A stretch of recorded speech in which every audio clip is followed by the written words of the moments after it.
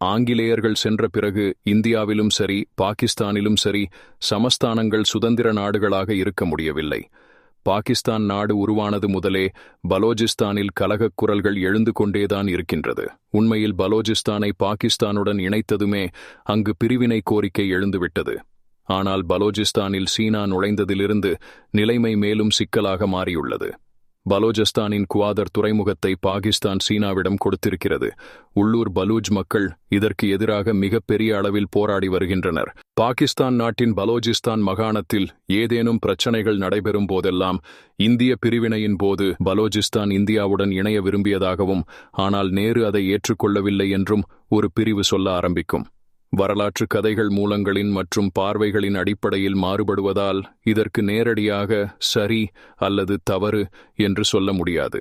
உண்மையில் இவையெல்லாம் பொய்யான வாட்ஸ்அப் வரலாறுகளாக கூட இருக்கலாம். அந்த காலகட்டத்தில் அதிகம் மதிக்கப்பட்ட தலைவர் நேரு.